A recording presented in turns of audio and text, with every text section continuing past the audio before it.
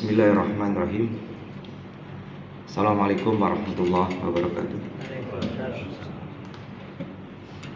Alhamdulillahilladzi hadana li hada wa ma kunna linahtadiya laula an hadanallah.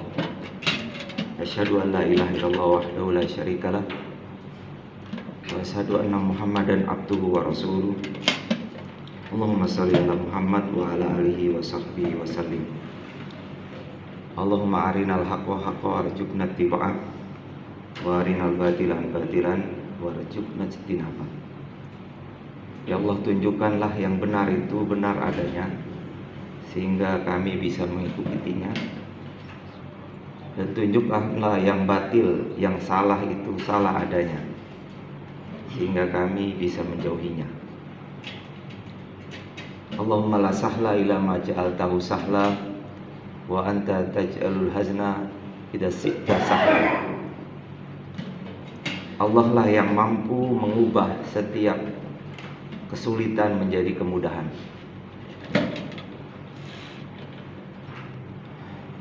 Jemaah salat subuh yang berbahagia, puja dan puji hanya milik Allah Subhanahu wa taala, Rabbul Alamin, pencipta langit dan bumi, yang menggenggam alam semesta ini. Allah menciptakan sesuatu bebas, Pak, tanpa harus berdiskusi dengan malaikat. Allah berbuat sesuatu tanpa meminta bantuan semua makhluk apapun. Allah yang menggenggam nyawa setiap makhluknya. Kalau Allah menciptakan sesuatu, Allah tidak membutuhkan sebab, bahkan bisa bertentangan dengan sebab. Bagaimana Allah bisa membelah lautan, Pak? Ilmu apa itu, Pak? Ada orang ngerti kenapa bisa lautan bisa terbelah yang terjadi di zaman Musa? Tidak sampai ilmu kita sampai hari ini, Pak. Allah mampu berbuat tanpa sebab. Api yang tadinya panas, sifat api itu panas, tapi tidak bagi Nabi Ibrahim alaihissalam. Allah mampu. Jadi Allah mampu bisa berbuat tanpa sebab. Maka hanya kepada Allah saja kita bergantung. Kalau orang hanya menggantungkan diri hanya kepada Allah, pasti tidak akan kecewa. Tapi ketika manusia bergantung bukan hanya kepada Allah, pasti dia akan dapati kekecewaan. Ya. Salawat dan salam semoga tercurah, terlimpah kepada Rasulullah SAW, uswatun hasanah, contoh yang terbaik buat kita. Jamaah yang berbahagia, nanti bisa dilihat di dalam Al-Quran, di surat 59, surat Al-Hasr, ayat ke-18, 19, 20 kalau waktunya nanti keburu. A'udzubillahi samii'il alim minasyaitonir rajim. Ya ayyuhalladzina amanu taqullaha wal tanzur nafsum ma qaddamat lighad wattaqullaha innallaha khabirum bima ta'malun. Wahai orang-orang yang beriman, wa ayyuhalladzina amanu taqullaha, bertakwalah kalian kepada Allah, dan setiap jiwa memperhatikan apa yang dia perbuat untuk esok, untuk hari depan. Wattaqullah, dan bertakwa kalian kepada Allah. Wattaqullah innallaha khabirum bima ta'malun. Sesungguhnya Allah sangat teliti dari apa yang mereka lakukan. Ada beberapa macam pelajaran dari ayat ini. Ayat ini tentunya Allah berpesan kepada orang-orang yang beriman, ya ayyuhalladzina amanu, wahai orang-orang yang beriman. Jadi syariat ini berlaku hanya bagi orang-orang yang beriman. Yang tidak beriman tidak perlu, orang-orang munafik tidak perlu mendengarkan syariat. Tidak ada kewajiban bagi orang-orang kafir untuk sholat. Ya. Tapi anjuran ini hanya orang-orang yang beriman. Ya ayyuhalladzina amanu. Yang dipanggil oleh Allah adalah orang-orang yang beriman. Tentunya dengan iman yang sesungguhnya. Bukan iman basa-basi saja. Bukan iman sekedar di lisan saja. Karena kalau cuma mengaku beriman, orang munafik pun mengakunya beriman. Wa minan nasi mayaqulu amanna billahi wa bil yaumil akhir. Sebagian manusia mengatakan kami beriman kepada Allah dan hari akhir, padahal mereka beriman, kata Allah. Ya. Tentunya bukan iman seperti ini yang dipanggil oleh Allah Subhanahu wa taala. Jadi orang-orang yang beriman, khusus orang yang beriman, yang ada ikatan di dalam hatinya, al-aqdu biqalbi wa iqraru bilisan wa amalu bil arkan. Itu iman, Pak. Ada ikatan di dalam hatinya. Jadi orang-orang yang beriman itu orang-orang yang terikat hatinya dengan Allah Subhanahu wa taala. Maka mustahil orang ketika dia memilih menjadi orang beriman kemudian dia menjadi liberal, menjadi orang-orang yang bebas. Tidak mungkin, Pak. Ketika dia memilih menjadi orang-orang beriman, maka siap diatur oleh Allah Subhanahu wa taala. Karena di dunia ini cuma dua aturan saja. Aturan Allah dan aturan setan. Kalau dia tidak ikut aturan Allah, pada hari itu dia ikut aturan setan. Gak mungkin dia menjadi orang yang bebas. Saya jadi orang bebas saja ya. Jadi orang tengah-tengah aja lah. Jadi orang netral saja. Gak mungkin, Pak. Ya, jadi orang-orang yang beriman itu siap diatur oleh Allah. Beriman dia dengan Allah Subhanahu wa taala, bukan di lisan saja. Ya. Nah, ayat ini untuk orang-orang beriman. Ya ayyuhalladzina amanu taqullah. Masih suruh bertakwa, Pak. Jadi nggak cukup cuman modal iman saja, itu nggak cukup orang ini. Suruh bertakwa. Ya. Takwa ini setiap Jumat kita dengerin, Pak. Hafal kita takwa. Sampai baju dibilang baju takwa ini, Pak. Baju takwa, bajunya doang takwa. Ya. Definisinya ulama ada yang sederhana, itu menjalankan perintahnya dan menjauhi yang dilarang. Jadi orang-orang yang bertakwa itu menjauhi apa yang Allah perintahkan dan menjauhi yang dilarang. Ada yang ringan, mastata'tum fattaqullaha mastata'tum. Bertakwa kamu kepada Allah semampu kamu, sebisa kamu. Ini entengnya begitu. Bisanya sholat tahajud 2 rakaat jadi 2 rakaat. Ya. Semampu kamu, semua sekuat kamu. Bukan semaumu tapi Pak ya, semaunya gitu. Enggak, semampumu, sekuat maksimal.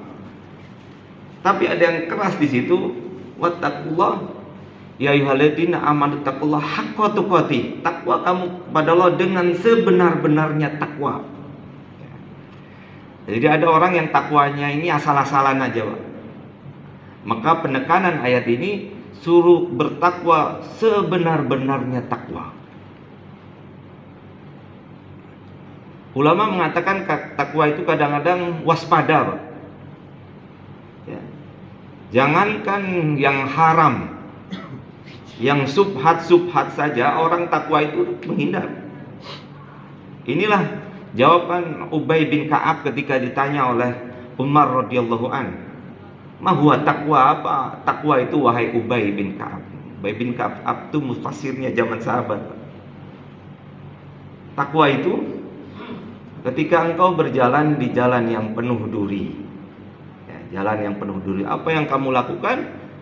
Ya, aku berhati-hati supaya tidak tertusuk duri.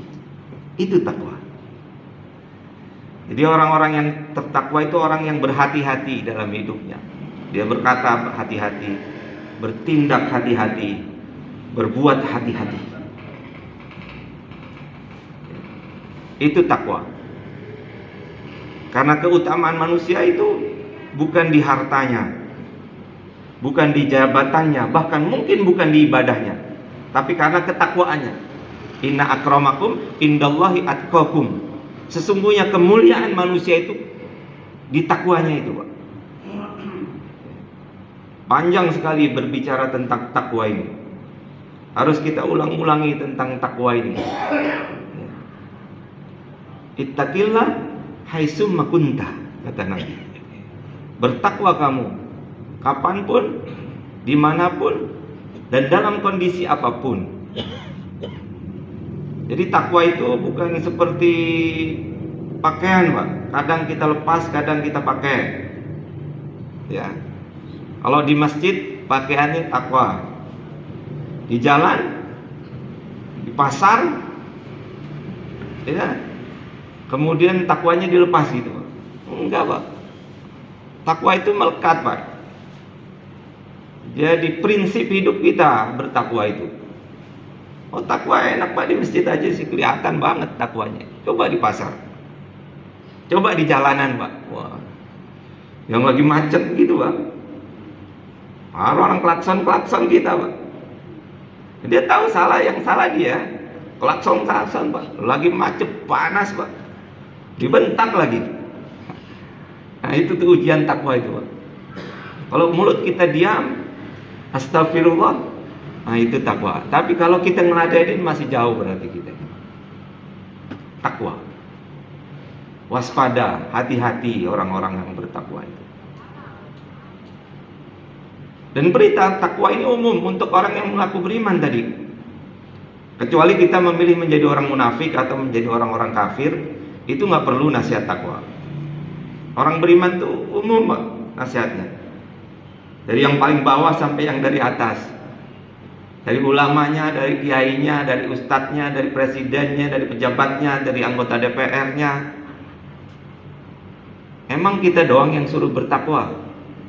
Semua ini, Pak, ayat ini berlaku semua yang baca Al-Quran, yang ngerti, yang nggak ngerti, yang pinter banget, yang ngakunya intelektual, yang ngakunya ahli hadis, yang ngakunya dokter, itu ada kewajiban bertakwa. Justru stressingnya yang lebih kuat itu orang-orang yang lebih atas tuh harusnya lebih takwa, Pak. Karena efeknya lebih besar, Pak. Kalau orang-orang seperti kita, orang-orang biasa bertakwa, ya bisa baik, Pak. Tapi kalau para pemimpin, para pemangku jabatan itu bertakwa, luar biasa efeknya itu, Pak. Selesai urusan kita.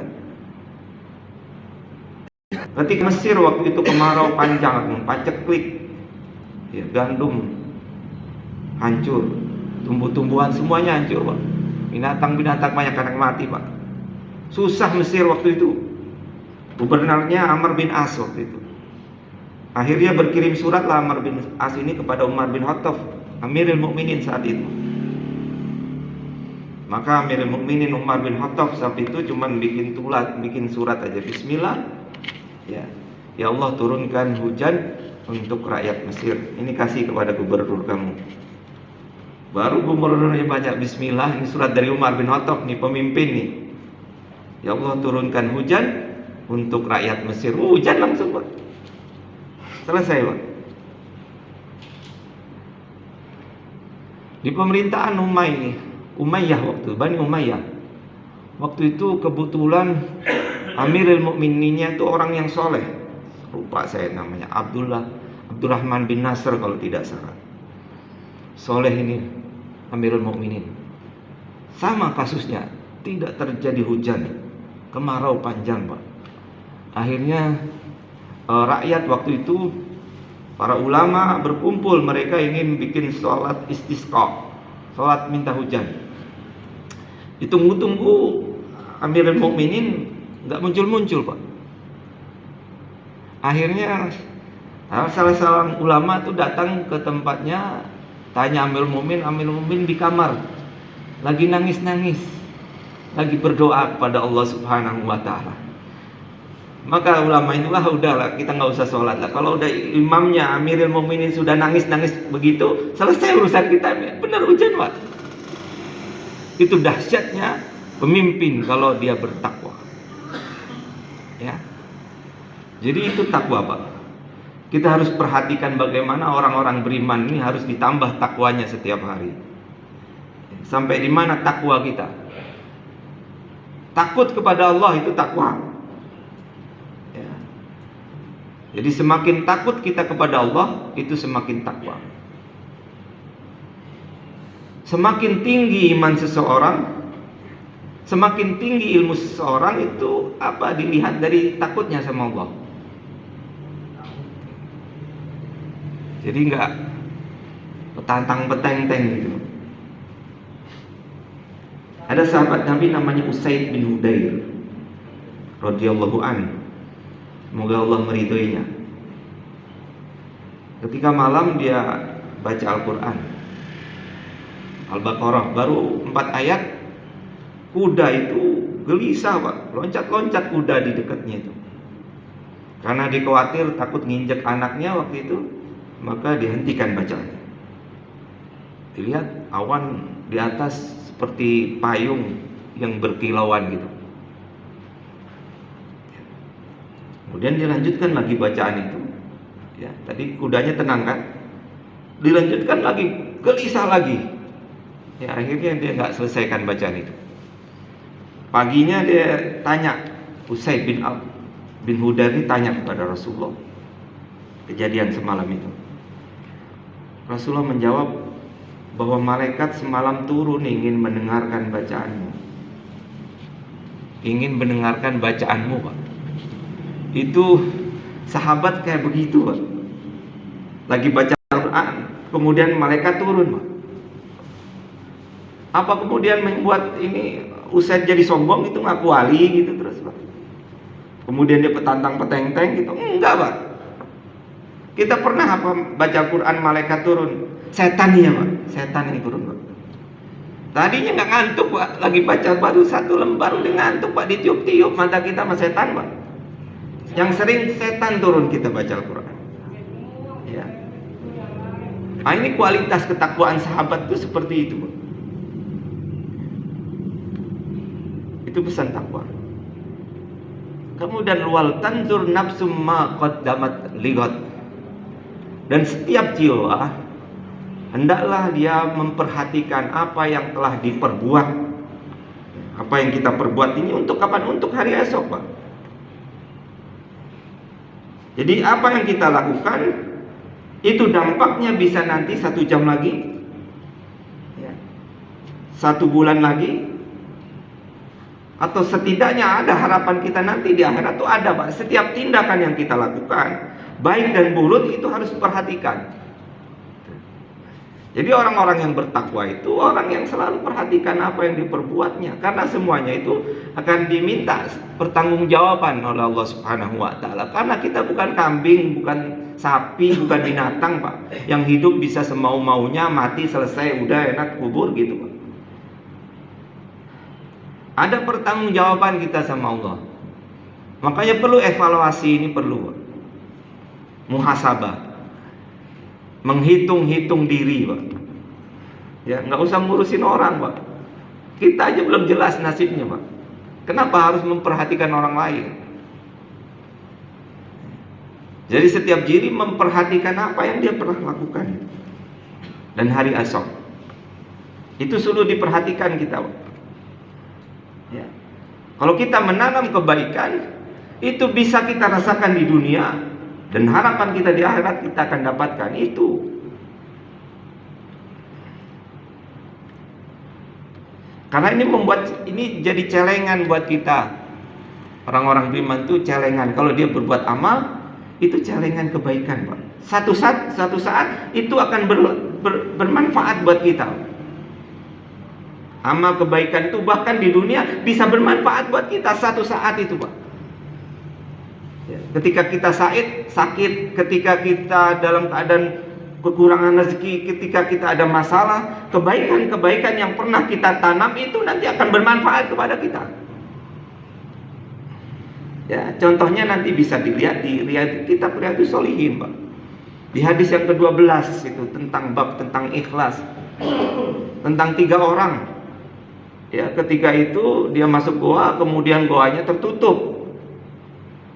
Di goa tertutup. nggak bisa dibuka ini Pak, pengap di dalam, udara nggak ada, mati urusan itu Pak. Ini di dunia nih masih. Kemudian 3 orang itu berdoa, kemudian itu tadi mengandalkan amal soleh ya, yang pernah dia lakukan.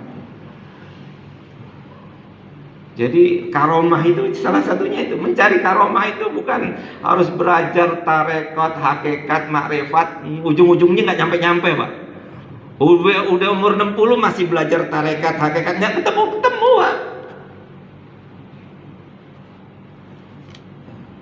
Kalau kita pelajari Al-Quran, kita pelajari hadis dengan benar, itu akan ketemu semuanya, itu udah lengkap, nggak usah ditambah-tambahin. Oh, Al-Quran, hadis aja nggak selesai-selesai, kita bahas cari yang lain-lain lagi. Nah, itu menunjukkan bagaimana kita mendapatkan karomah untuk menjadi wali. Salah satunya itu Pak, nggak usah cari ijazah kewalian, nggak perlu juga. Itu kan menunjukkan kita menjadi wali. Salah satunya hadis yang ke-12 itu, tentang 3 orang yang masuk gua, yang punya amalan-amalan yang luar biasa Pak, yang doanya itu langsung bisa dilihat Pak. Kan kita maunya begitu, mau doanya kepengen langsung terjadi gitu, mau kelihatan gitu. Otak kita ini kan udah materialis semua isinya, maunya yang kelihatan aja kan. Itu ada hadisnya. Kalau mau menjadi wali itu contohnya tentang 3 orang ya, yang punya amalan-amalan yang luar biasa. Yang pertama, orang punya amalan, dia sangat berbakti kepada orang tuanya ya. Jadi orang ini berbakti sekali kepada orang tuanya, kepada ibu, kepada bapaknya. Pokoknya orang tuanya di nomor 1-in, istri, anak nomor 2. Yang penting dia cukupi dulu orang tuanya, baru keluarganya. Jadi kerjaannya dia mencari kayu di hutan. Kebiasaan orang ini mencari kayu di hutan. Kemudian hari itu dia pulang kemalaman, dan dia biasa memerahkan susu ya, makanan yang istimewa, minuman yang istimewa saat itu mungkin bagi orang yang hidupnya mungkin miskin waktu itu, cuma cari kayu. Ini makanan yang terbaik nih. Setelah dia perah susunya, sebelum dia berikan kepada keluarganya, anaknya, dia selalu utamakan orang tuanya dulu. Udah selesai baru kasih anak istri. Suatu hari orang tuanya ketiduran Pak.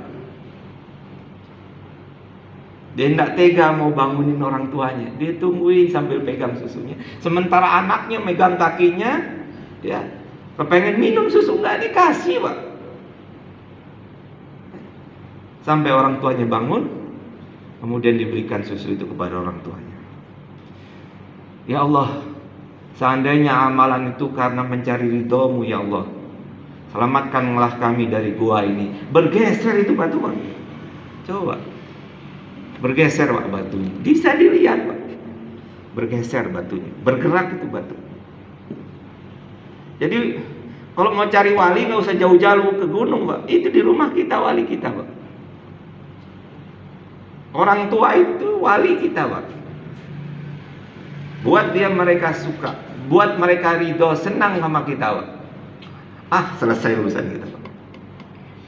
Itu wali kita di depan mata kita Pak. Orang tua kita itu wali kita. Minta doanya Pak. Walaupun kadang-kadang orang tua kita itu masih solehan kita kayaknya ya, lebih baik dari kita, tapi tidak, tetap orang tua yang terbaik buat kita. Itu wali. Kalau mau jadi wali, itu Pak. Cari wali nggak usah jauh-jauh Pak. Di rumah kita itu wali kita. Itu punya amalan andalan yang pertama. Kemudian yang kedua, seorang majikan, dia punya anak buah. Biasanya dia memberikan gaji kepada anak buahnya. Tapi ada satu orang itu ketinggalan, dia tidak ambil upahnya Pak. Ya, upahnya nggak diambil. Kemudian upah itu dibelikan hewan ternak, kambing atau dan sebagainya. Kemudian gaji itu, ternak itu berkembang, ya, sampai memenuhi lembah itu Pak. Ada kambing, ada sapi, ada onta, itu memenuhi lembah Pak. Jadi gaji dia itu dikembangkan biar efektif. Sampai satu hari pembantu ini datang lagi minta gajinya. Kata majikan ini, itu gaji kamu, domba itu. Satu kan? Enggak semuanya. Satu lembah itu, termasuk budak-budaknya itu milik kamu. Yang benar katanya, coba. Ada majikan kayak begitu Pak. Yang benar, iya itu punya kamu semua. Satu lembah diambil semua Pak. Onta, sapi, kambing, satu lembah Pak, 100-an mungkin lebih Pak. Oh, kalau kita panjang banget hitungannya, 1-2 juta kali 100, berapa ratus juta itu Pak. Diambil semua sama pembantunya itu Pak. Dan dia juga nggak ngeluh, ini orang nggak ada tega-teganya. Saya kan cuma basa-basi doang, nggak ngomong juga begitu. Diambil semua itu, ya, diambil semua. Kemudian dia berdoa, ya Allah, kalau ini aku lakukan hanya mencari ridho-Mu ya Allah, selamatkanlah kami dari gua ini. Bergeser tuh batu Pak, bergeser Pak. Kami masih belum bisa keluar, ya, tapi lumayan lah, sudah tidak pengap lagi di dalam gua itu. Dan orang yang ketiga, atau terbalik saya mungkin, nanti bisa dilihat. Orang yang ketiga ini, aku punya sepupu yang cantik, jatuh cinta sama sepupunya ini. Sayangnya nggak suka tepuk sebelah tangan, nggak kena-kena. Dia nggak suka sama saya, nggak cinta sama saya. Sampai suatu waktu si sepupu dia ini ada keperluan uang, mau pinjam uang. Ini mumpung ya, otak buaya buntung begitu Pak. Alhamdulillah ada kesempatan. Boleh, saya akan bantu 120.000 dinar kalau tidak salah di hadis itu. Asal kita check in, ya, mau tidur denganku. Karena nggak bisa berbuat apa-apa wanita ini, akhirnya dia mau juga Pak. Deal. Ya, setelah dia bawa uang, ya, emasnya itu dibawa semua. Ketika dia mau mendekat kepada perempuan itu, maka perempuan itu mengatakan, ittaqillah, takutlah engkau kepada Allah. Langsung berhenti itu Pak. Langsung dia berubah, kemudian dia bertobat, uangnya ditinggalkan perempuan itu. Ini berat juga ini Pak. Berat, ngomong gampang nih Pak. Ya. Udah di depan mata Pak. Ya. Kalau perempuan-perempuan biasa mungkin kita bisa lah. Tapi kalau perempuan mungkin dia cantik, yang memang kita mau dengan perempuan itu berat kadang-kadang Pak. Ya, Ustadz juga lewat Pak kadang-kadang yang kayak gini-gini. Ya. Kelihatan bener waktu di atas aja kan, kalau lagi ceramah kayaknya bener kita ini Pak.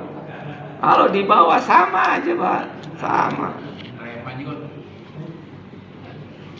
Maka ketika dengar ittaqillah, takutlah kepada Allah, itu benar-benar takut Pak. Ya, bertakutlah kamu kepada Allah. Maka berhenti orang itu, kemudian ditenggalkan. Ya Allah, kalau ini aku lakukan karena mencari ridho-Mu ya Allah, maka selamatkan kami dari doa ini. Terbuka Pak, selamat Pak. Makanya kemudian ayat itu dilanjutkan wattaqullah lagi Pak. Sampai 2 kali dikatakan bertakwalah kepada Allah. Innallaha khabirum bima ka'malun.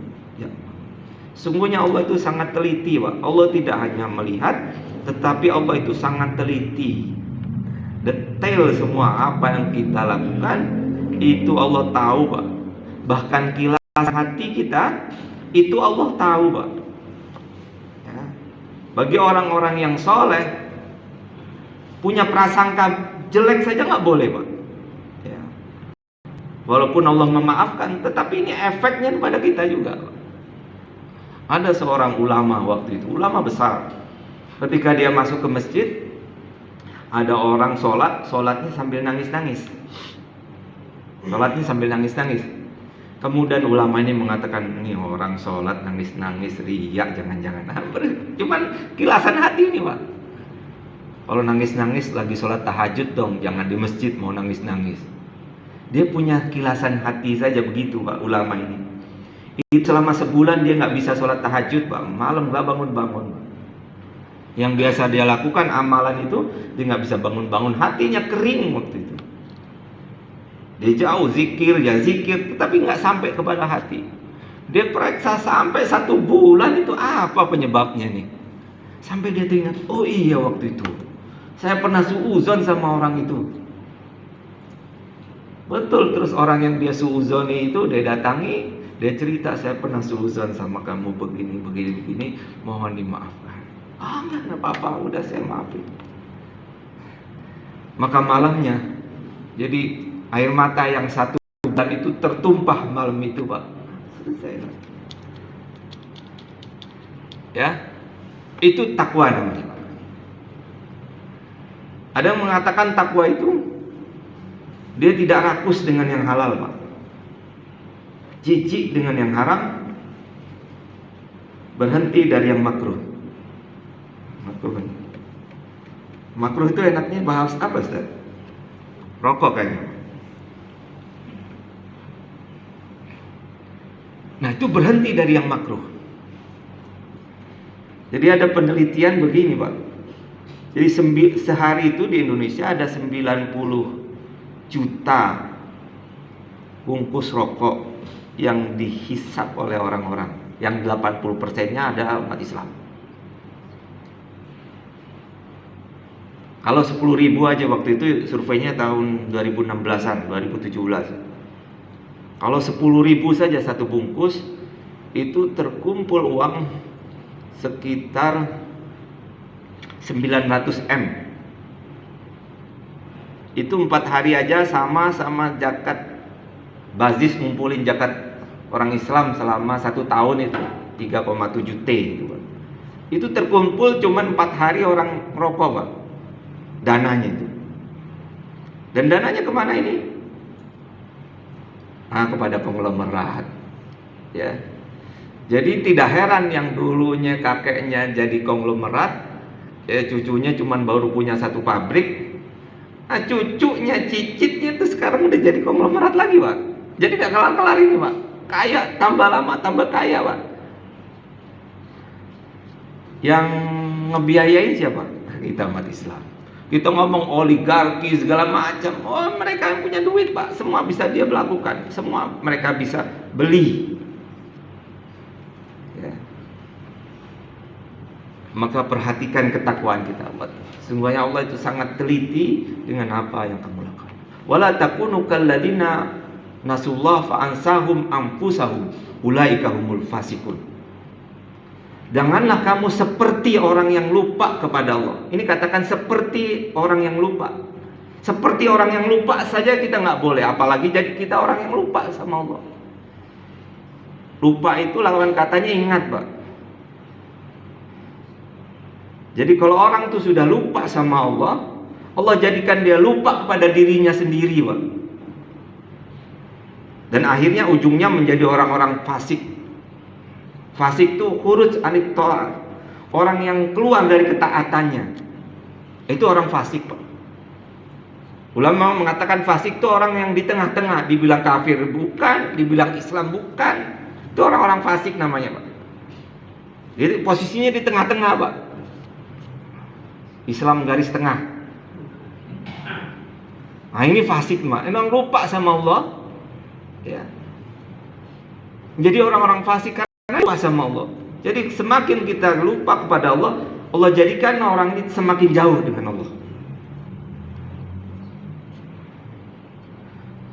Ada cerita di Belitung nih, orang Belitung. Namanya Ahmad. Panggilannya Ama. Ya. Dia waktu kecil baik. Orang masjid, Pak. Tukang ajan, suaranya bagus. Ya. Kadang-kadang kalau acara keagamaan dia suka membacakan Al-Quran. Anak kecil si Ahmad ini. Bapaknya salah satu pentolan Muhammadiyah di Belitung sana, pendiri organisasi sekolah Muhammadiyah waktu itu. Orang yang disegani di kampungnya.